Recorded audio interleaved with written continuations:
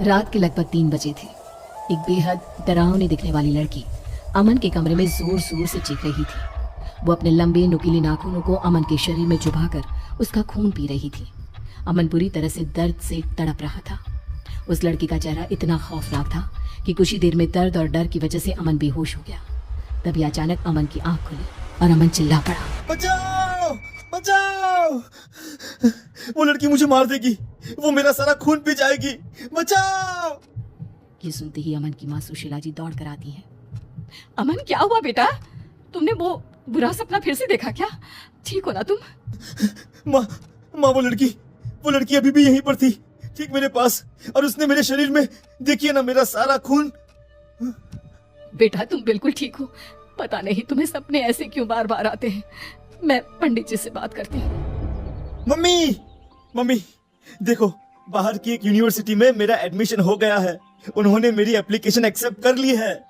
लेकिन बेटा अचानक इस तरह, तुम तो कह रहे थे कि इस वक्त वहाँ पर सारे एडमिशन क्लोज हो चुके हैं। हाँ माँ, सरप्राइज तो मैं भी हूँ, लेकिन देखिए ना, हो सकता है कि कोई सीट खाली रह गई हो और शायद इसीलिए उन लोगों ने मुझे बुला लिया हो। देखो बेटा, सारी चीजें अच्छे से जांच पड़ताल कर लेना। आजकल ना बहुत फ्रॉड होता है, किसी चीज का पता ही नहीं चलता। और मम्मी, कमाल की बात तो ये है कि मुझे ये कॉल सीधा लंदन की एक बहुत बड़ी यूनिवर्सिटी से आया है। यहाँ तो शायद मैंने अप्लाई भी नहीं किया था। बेटा मुझे तो बहुत बड़ी गड़बड़ लग रही है। अभी ये भी तो पता नहीं चला कि वो सपना तुझे बार बार क्यों आता है। तुम मत जाना बेटा। अरे डरो मत, कुछ भी नहीं है, वो सपना मुझे ऐसे ही आता होगा। कुछ ही दिनों के बाद अमन सारी तैयारी के साथ लंदन के लिए निकल जाता है। लंदन पहुंचने के बाद तो जैसे अमन की जिंदगी बेहद खूबसूरत हो गई थी। वहाँ की लाइफ में जाकर अमन बहुत खुश था। जैसे ही वो अपने हॉस्टल के कमरे में पहुंचा, उसने अपने आप से कहा, हाँ, मम्मी पापा की फोटो यहाँ टेबल पर लगा देता हूँ, और ये मम्मी के हाथ के बने लड्डू, इनका तो क्या कहना। यहाँ विदेश में सब कुछ है, बस मम्मी के हाथ के खाने की बहुत याद आएगी। रात हो गई थी और अमन अपने बिस्तर पर जाकर सो गया। आधी रात के बाद अमन को किसी के गाना गाने की आवाज सुनाई दी। अमन नींद से जाग गया। अमन ने अपने बिस्तर पर वापस जाकर सोने की बहुत कोशिश की, लेकिन उसे नींद नहीं आई। अरे, इतनी रात को ये गाना कौन गा रहा है? यार कितनी प्यारी आवाज है, लगता है कोई लड़की गाने की प्रैक्टिस कर रही है। लेकिन इतनी रात में कौन गाना गाता है? हो सकता है पास वाली गर्ल्स हॉस्टल की कोई लड़की होगी। एक बार जाकर देखता हूँ, आखिर ये लड़की है कौन? अमन अपने हॉस्टल के रूम से बाहर निकलकर दूर दूर तक ढूंढने की कोशिश करता है, लेकिन रात के अंधेरे में उसे वहां कोई नहीं मिलता और गाना गाने की आवाज भी अचानक से चली जाती है।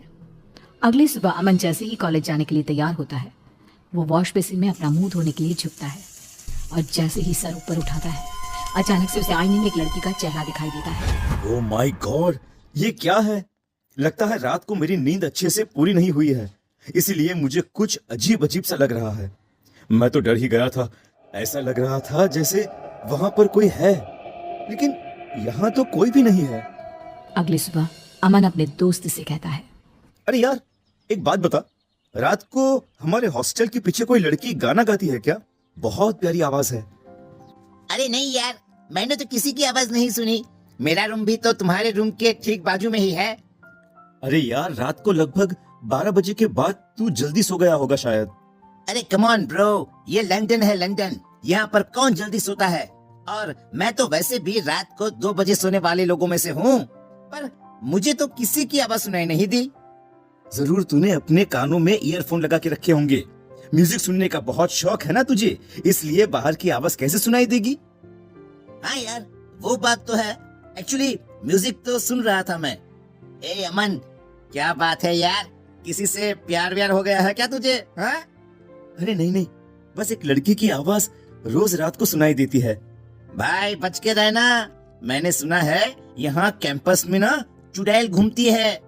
अरे कोई बात नहीं यार, अगर चुड़ैल है तो चुड़ैल सही, उससे मिलूंगा मैं, और वो भी रात को। अमन जैसे ही अपने कमरे में जाकर सोता है, एक लड़की उसके सिर के पास आकर बैठ जाती है और धीरे धीरे उसके बालों को सहलाती है। अमन घबराकर जाग जाता है। कौन है? यहाँ पर कोई था, कोई लड़की, लेकिन अभी तो कोई नहीं है। ये मुझे क्या हो गया है? लगता है कुछ दिनों से मैं अपनी फैमिली को ज्यादा ही मिस कर रहा हूँ, या फिर उस लड़की के बारे में ज्यादा सोच रहा हूँ। मुझे बार बार ऐसा क्यों लगता है जैसे जैसे यहाँ मेरे आसपास कोई और भी है। अमन थोड़ा सा परेशान हो जाता है। अगले दिन जब वो कॉलेज जाता है तो अचानक से एक लड़की अमन के पीछे से आकर उससे बात करती है। हेलो, आप इंडिया से आए हैं ना? आपका नाम अमन है ना? ओह माय गॉड, ये लड़की कितनी खूबसूरत है। मैंने अपनी लाइफ में आज तक इतनी सुंदर लड़की कभी नहीं देखी। क्या हुआ? मैं आपसे बात कर रही हूँ, आपने मेरी बात का जवाब नहीं दिया। आप इंडिया से है ना? जी हाँ, अब ठीक पहचाना आपने। मैं इंडिया से ही हूँ। और आप कौन? मैं यहाँ पास वाले कॉलेज में म्यूजिक स्टूडेंट हूँ और मुझे गाना गाने का बहुत शौक है। तो क्या रात के वक्त कैंपस के बाहर आप ही गाना गाती हैं? हाँ, आपने सुना? एक्चुअली ना, मुझे रात की खामोशी में गाना गाना बहुत अच्छा लगता है। जी हाँ, और कितने दिनों से आपकी आवाज सुनकर आपको ढूंढने की कोशिश कर रहा था, लेकिन जैसे ही बाहर आता हूँ आप गायब हो जाती हैं। चलिए ठीक है, हम दोस्त बन जाते हैं, उसके बाद मैं कभी गायब नहीं होंगी। अमन और निमिषा की दोस्ती हो जाती है और फिर एक दिन। निमिषा, कितने महीने हो गए हमें एक दूसरे के साथ। मैं तुम्हें कहना चाहता था कि तुम मुझे बहुत अच्छी लगती हो। I love you Nimisha. I love you too Aman, मैं भी तुमसे बहुत प्यार करने लगी हूँ। अच्छा सुनो, इसी खुशी में आज शाम को मैं तुम्हें अपनी फेवरेट जगह लेकर चलूंगी। ठीक है मैडम, अब तो आप जहाँ लेकर चलेंगे मुझे चलना ही पड़ेगा ना। निमिषा अमन को एक बहुत अजीब और डरावनी जगह पर लेकर जाती है। ये कैसी जगह है? ये तो कहाँ लेकर आई हो तुम मुझे? जानते हो, ये जगह मुझे बहुत पसंद है। देखो ना, यहाँ की राख जैसी काली जमीन, जले हुए पेड़ और ये सन्नाटा कितना खूबसूरत है। लेकिन मुझे यहाँ पर डर लग रहा है। डर की क्या बात है, मैं तुम्हारे साथ हूँ ना। अच्छा सुनो, तुम्हें मेरा गाना पसंद है ना? मैं तुम्हें वो गाना सुनाती हूँ। निमिषा अचानक से अपना चेहरा दूसरी तरफ करके गाना गाना शुरू कर देती है। वाह, कितना अच्छा गाती हो यार तुम। I love your voice. गाते गाते अचानक से निशा की आवाज तेज हो जाती है और तेज होते होते उसकी आवाज एकदम डरावनी। ये देखकर अमन बुरी तरह से डर जाता है।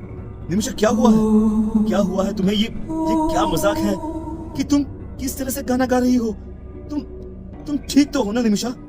चुप हो जाओ, अगर तुमने एक शब्द और कहा तो तुम्हारा खून पी जाऊंगी। चुप हो जाओ। निमिषा ने जैसे ही पलट कर देखा, अमन के होश उड़ गए। निमिषा डरावनी चुड़ैल का रूप ले चुकी थी। उसका चेहरा पूरी तरह से जला हुआ था, उसकी आंखों से खून टपक रहा था। उसके लंबे नुकीले दांत अमन का शिकार करने के लिए बेचैन हो रहे थे। कौन हो तुम? और क्या चाहती हो मुझसे? तुम्हारी मौत। तुम तो वही हो जिसे मैंने हॉस्टल के आईने में देखा था। तुम्हारे चेहरे को मैं पहले भी अपने सपने में देख चुका हूँ। इसमें कौन सी बड़ी बात है? तुम तो मेरा शिकार कब से ही बन गए थे मिस्टर अमन। और अब तुम्हें मुझसे कोई नहीं बचा सकता।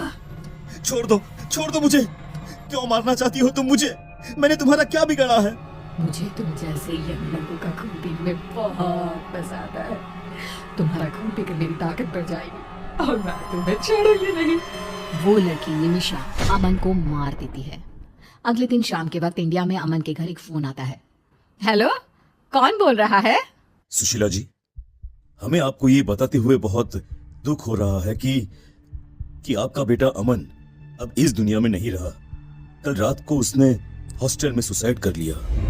आप क्या कह रहे हैं? मेरा बेटा तो मेरे घर पर है, कल ही तो लंदन से लौट कर आया है। ऐसे उल्टी सीधी बातें क्यों कर रहे हैं आप पागल लोग? इतना कहकर सुशीला जी फोन डिस्कनेक्ट कर देती है। सच क्या था? क्या जो घर पर था वो सच में अमन था या कोई और? क्या अमन मर चुका था